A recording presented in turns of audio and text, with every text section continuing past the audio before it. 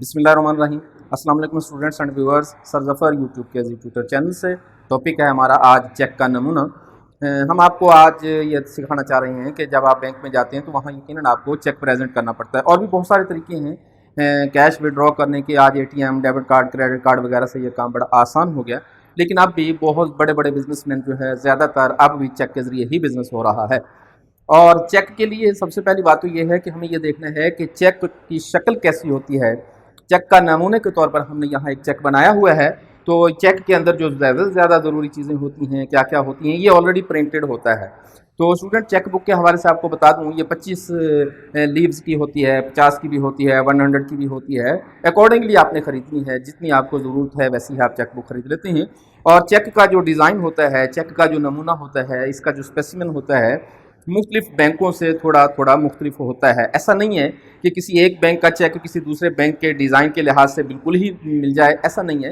कहीं ना कहीं थोड़ा सा डिफरेंस कर लेते हैं। मिसाल के तौर पर कभी कोई बैंक ऐसे हैं जो अपने बैंक का लोगो इधर बना लेते हैं, कोई उधर बना लेते हैं, कोई इससे फ़र्क नहीं पड़ता, कोई बाकायदा लॉ नहीं है ये। तो चेक में कौन कौन सी चीज़ें होती हैं, इस तरह का जो पर्त है, इस तरह का एक लीफ है, पेज है, उसमें सबसे पहले बैंक का नाम लिखा हुआ होता है जो कि ऑलरेडी प्रिंटेड होता है, और बैंक के नाम के साथ उसका लोगो और उस बैंक का जो एड्रेस है, ये तीन चीज़ें ऑलरेडी प्रिंटेड होती हैं।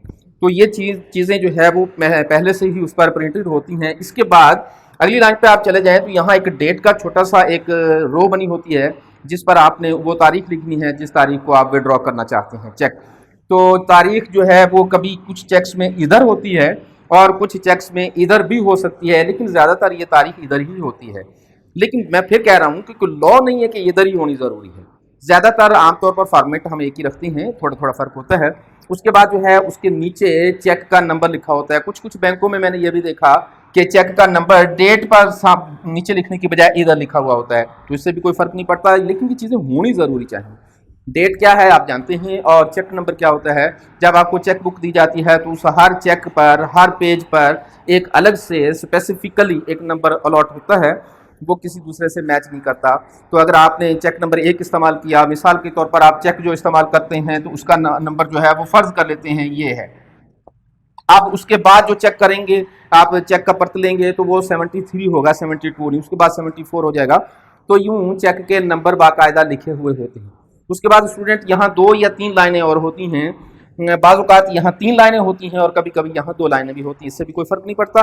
यहाँ लिखा होता है लफ्ज़ पे का, और एक बड़ी सारी लाइन छोड़कर यहाँ और स्लैश देकर उसमें बेयरर का लफ्ज़ लिखा हुआ होता है। तो इस जगह पर जिस आदमी ने पैसा लेना है, जो चेक ड्रॉ करने जा रहा है, जो कैश लेने जा रहा है, आमतौर पर उसका नाम होता है। यहाँ या तो उस आदमी का नाम होगा जो चेक कैश ले रहा है, या उस आदमी का नाम होगा जो चेक पैसे लेना चाहता है। यहाँ कोई भी नाम हो सकता है। एक वीडियो मेरी मौजूद है जिसमें मैंने चेक की टाइप्स बताई हैं। कभी ये ऑर्डर चेक होता है, कहीं बेयरर चेक होता है, कहीं क्रॉस चेक होता है, तो कहीं बैंक ड्राफ्ट होता है। ये सारी चेक की इकसाम है, तो उसमें देख लीजिएगा काइंडली। तो यहाँ आपने या तो लफ्ज़ कैश लिखना होता है, या लफ्ज़ सेल्फ लिखना होता है, कुछ ना कुछ हम लिख देते हैं, या फिर उस आदमी का नाम लिखना है जिसको आप पैसे दे रहे हैं, जो कि कैश करवाने जा रहा है। उसके बाद नीचे वाले रो में चले जाएं तो यहाँ अमाउंट 2 जगह पर लिखी हुई होती है। यहाँ आप इन वर्ड्स लिखेंगे और यहाँ इन फिगर्स या इन डिजिट्स लिखेंगे आप।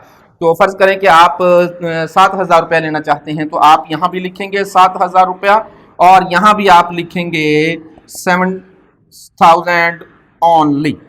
तो 7,000 ओनली का लफ्ज़ यहाँ लिखना बड़ा ज़रूरी हो जाएगा।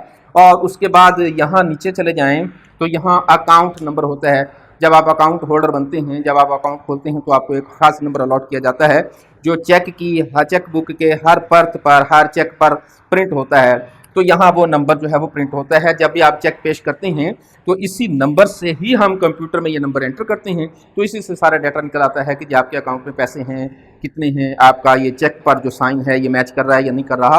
तो ये जो है आपका दरअसल असल नंबर है, बैंक आपको इसी से शनाख्त कर रहा होता है। और उसके बाद होता है यहाँ साइन। यहाँ साइन उस आदमी के होंगे स्टूडेंट्स जो चेक जारी कर रहा है, जो अकाउंट होल्डर है। जो कैश ले रहा है वो और चीज़ है, वो और पर्सनैलिटी होती है। जो चेक जारी करता है, जिसका अकाउंट है बैंक में, जिसके नाम पर ये चेक बुक जारी है, यहाँ उसके साइन होंगे। अगर मेरा चेक अकाउंट है बैंक में और मैं खुद ही ड्रॉ करने जा रहा हूँ तो मैं यहाँ साइन करूँगा, मैं ड्रॉवर भी हो गया और मैं रिसीव भी करूँगा। इसके अलावा अगर आप चेक किसी और को देना चाहते हैं और वो जाके बैंक में पैसे निकलवाना चाहता है तो आप यहाँ साइन कर देंगे और चेक की बैक पर जो आदमी साइन करता है वो आमतौर पर कैश रिसीव करने वाला शख्स होता है।